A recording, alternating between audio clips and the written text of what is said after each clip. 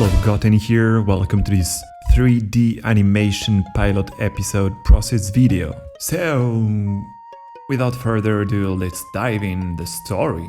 The story is about Joris, who is like 10 years old or something, and he's being dropped by his mother to Tarbek's house, while the guy is chilling, eating and watching anime or anything. He gets knocked at his door, and when he opens, he sees that woman and that kid, and they're like, "Oh, do you remember Joris? Could you bring him to school because I have to go?" And he's like, "Yo, what the hell, I don't know you guys." And everything starts from there. We'll get to meet Joris' friends who are monsters, and people think Joris is weird, and Joris thinks people are weird. And I want to tell that story through similar lenses story were told in first seasons of South Park, like season 1 to 4, because South Park is like one of my greatest inspiration ever, like on many aspects. Like storytelling and goofiness of characters and simplicity of visuals, as well as the workflow, like they can assemble an episode in the matter of a week. One other key aspect, in my opinion, regarding that pilot episode is I want to dub it in Japanese, because I have learned Japanese for so many years. I've been in Japan for almost 2 years and going back soon, because I want it to be accessible to my friends in Japan, as well as people in the West. I'll be writing the subtitles, and I can make it in French, in English, Italian, and also if I only rely on myself to make the characters' voices, the voice, like playing the voice actor, it's to prevent any desertion. Because the thing is, if I ask one of my friends to dub one of my characters, and let's say I have assembled an episode and I need the voices like within the few days, if they have stuff to do, I won't be able to release the episode when I want to. Though I will have a character dubbed by a friend of mine. She has a splendid voice, way better than mine actually. Moreover, she wants to step a foot in the voice acting world. I can still give it a try and have a bit more flavor to the pilot episode, and we'll see how it goes, and maybe, who knows, we'll have many voices for that theoretical show. Yeah, I know, I contradict myself. I guess I'm still experimenting. And some more about the project. I want that pilot to be at least 20 minutes long, and according to its reception, I might make some more, because as I said, this will be my sandbox. Like if I have a story to tell, I can use that sandbox and assemble whatever story I want. And if later on I start to run out of fresh assets and props and characters, I'll just enter a new period of modeling, basically. Like modeling, animating, recording, like maybe recording few episodes, releasing the episodes, and going back to modeling and scripting and anything to make like kind of seasons almost. So for now I still haven't decided if after the pilot episode I will make like a whole season up front and releasing it on YouTube, or releasing each episode individually like self-contained product. Yeah, by the way, this pilot episode is for YouTube for free.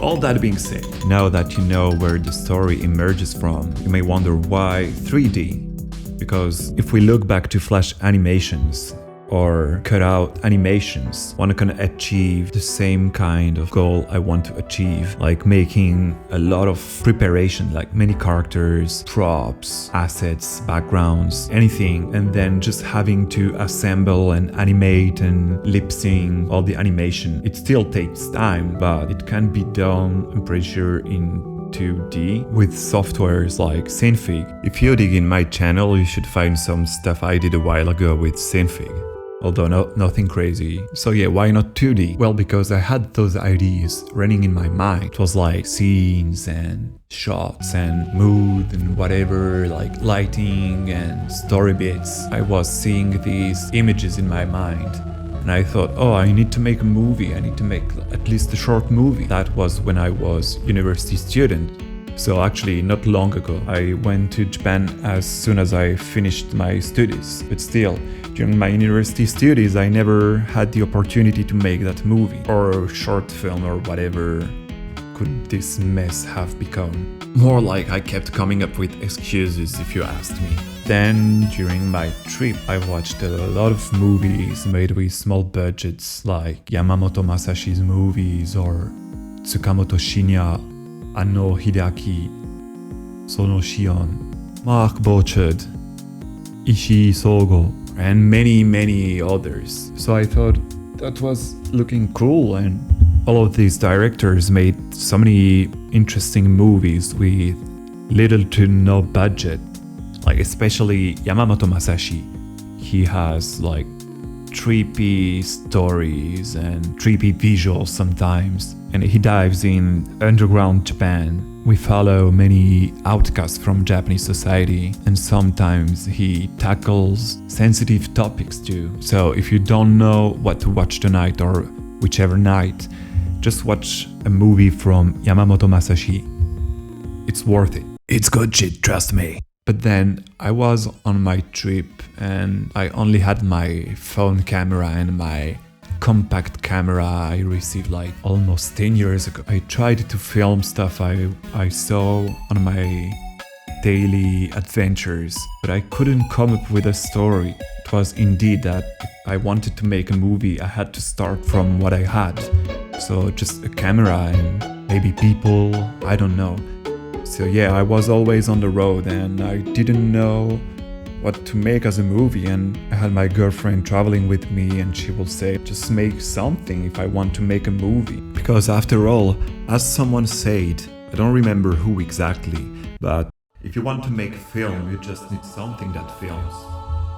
But I don't know, maybe I got scared, I don't know. So instead, I put on my gamer hat and I started playing the game The Movies from Lionhead Studios. And in the movies, you make movie, like you manage your movie studio and you can make movies yourself and direct it, and you have like plethora of characters and costumes and backgrounds and props and whatnot. And if at first it was really funny to do it, you can come up with fucked up ideas, but at some point I started hitting some kind of glass ceiling, some kind of limits.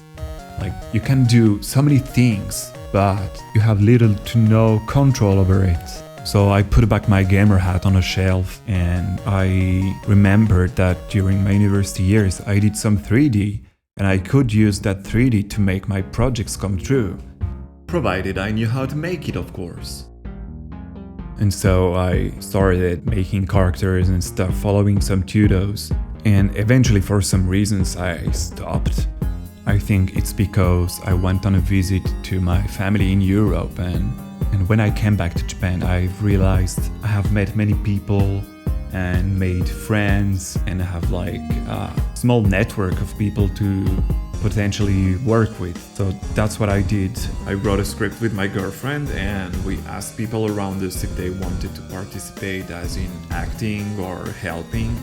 And so we made Oni-chan, Oni-chan, which is a 10-minute short movie, and I'm really ashamed I pulled that movie out, but at least I have a movie now, even if it's not great.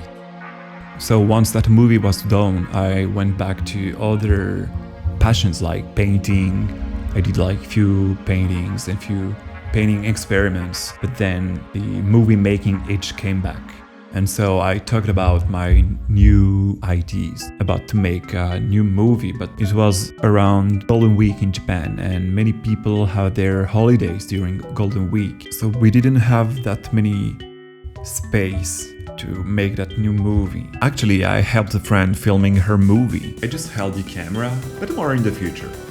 Also, I could have made a movie with no characters or me as an actor, but I don't want to act in a movie I'm making, and I don't think I want to act at all. So I kind of naturally went back to 3D, which leads us to where I started with 3D. So when I was a student, I was trying to play around with like RPG Maker, Smile Game Builder, even Unity. And I don't know if you know Smile Game Builder, it's like kind of like RPG Maker, but 3D, and you have like pre-made characters and map tools and stuff. And I thought, oh, what if I could make my own 3D model, so I could have like my own characters and maybe make my own world. And I think I wanted just to test out if I could make like a walking sim, just like having a walk in a weird universe and just enjoying the view.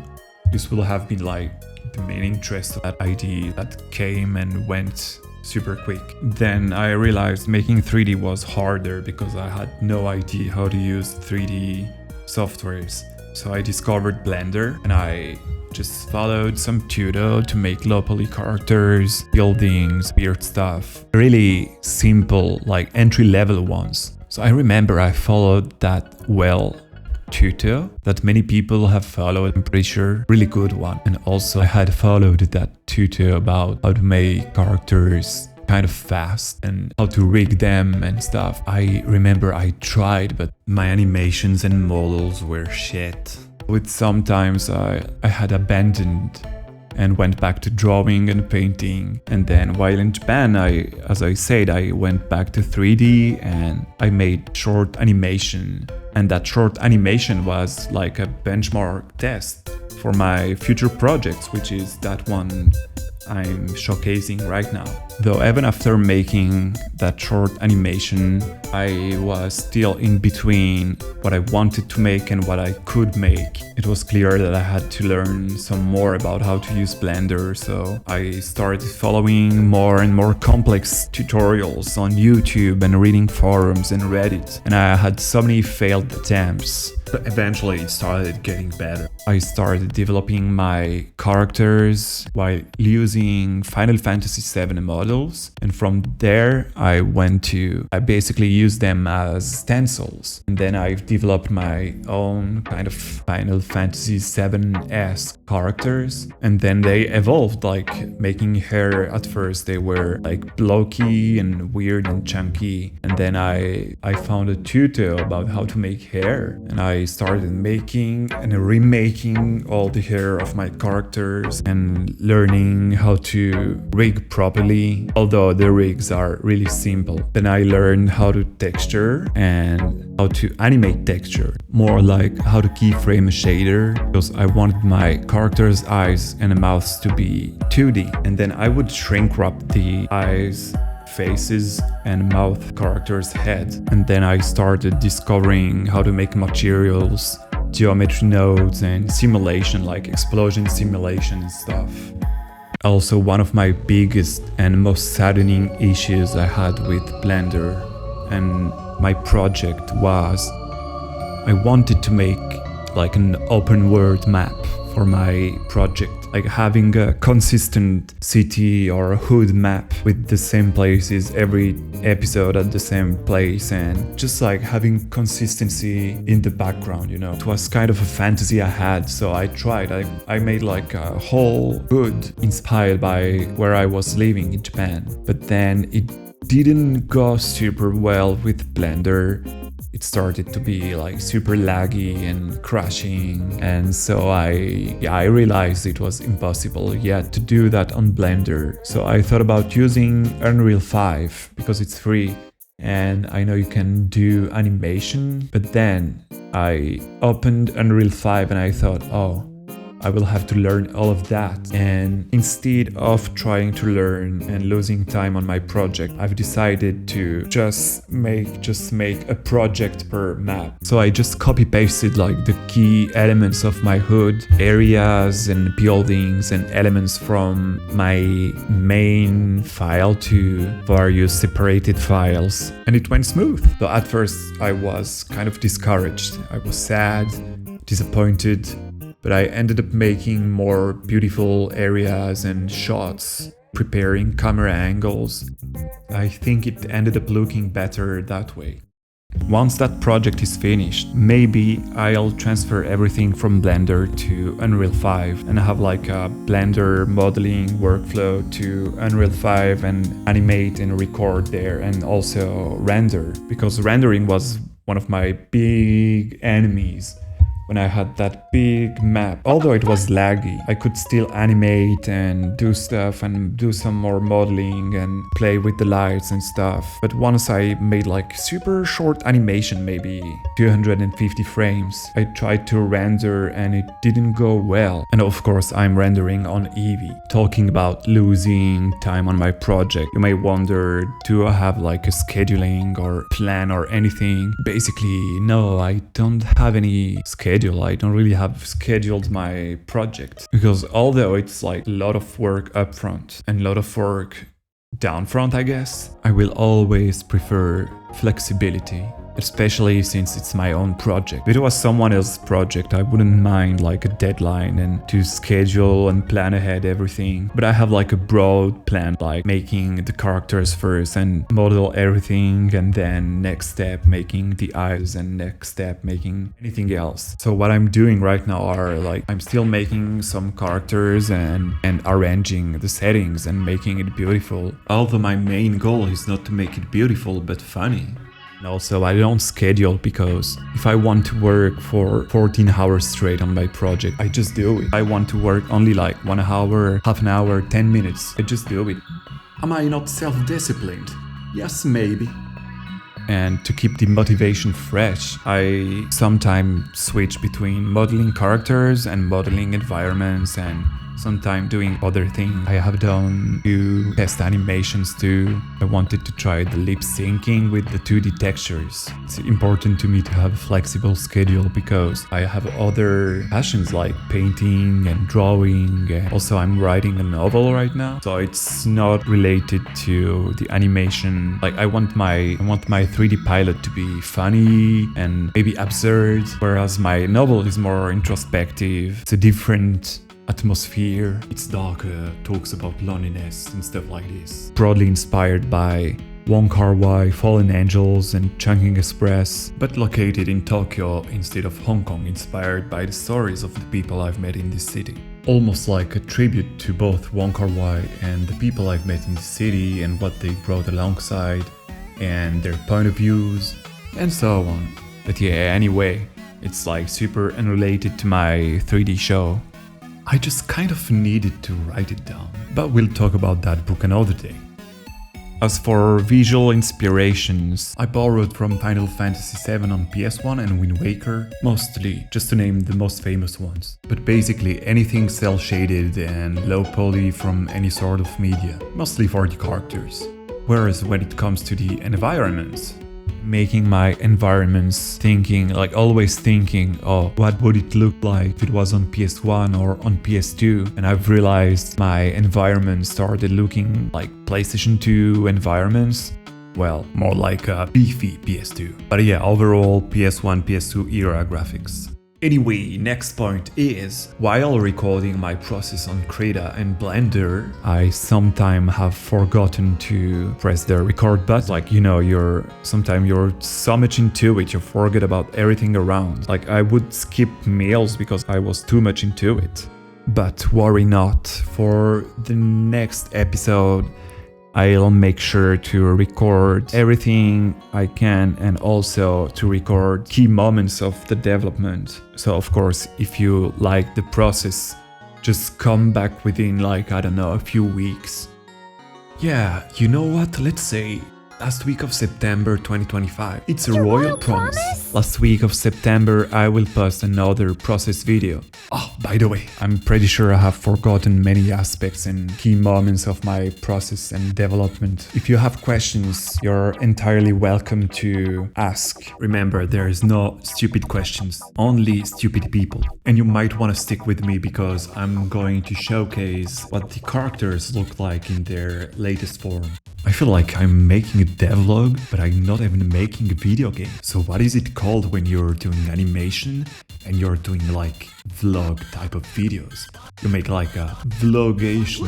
Come on, trust me, I do really have a sense of humor actually. Some last words before we throw the party. I was thinking about how can I monetize that project the most efficient way, and I thought that maybe if I make a Patreon, I'll have to make content like weekly or monthly for the patrons. But I don't think this is viable, so I was thinking about a coffee, so you can feed my coffee addiction, which is like super important. Or for each patron, I make a 3D character, like low poly character, like where the patron will say like, oh, make a character with, I don't know, big nose and antennas, or whatever your mind can come up with, as long as it respects YouTube TOS. No, wait, actually, as long as you pay, because I thought it would be a good idea, a good way to show my gratitude to my patrons.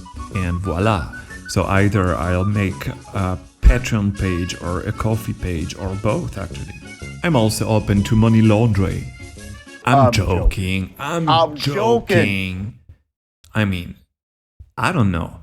But anyways, I thought it would be a cool idea to have characters curated by my supporters, starring at the end of my videos, and why not at the end of my series episodes if this pilot ever becomes a series. And I think that wraps it up. So thanks for showing up and enjoy the short videos. And as my middle school math teacher would say at the end of the class, "Yo, fuck off!" Yeah, he really was a good teacher. See you for the next process video.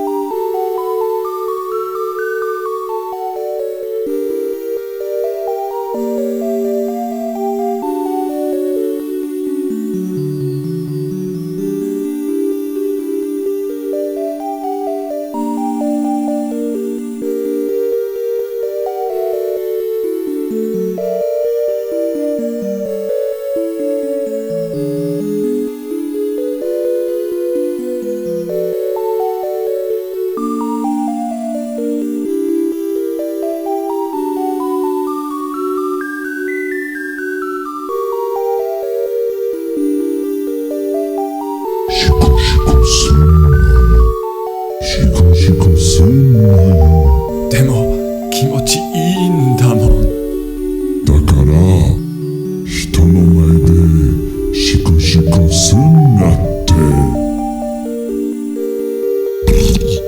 マリファナ売ってるやつ無限に新宿おるけど、わしがトラ箱でとりあえず入るね。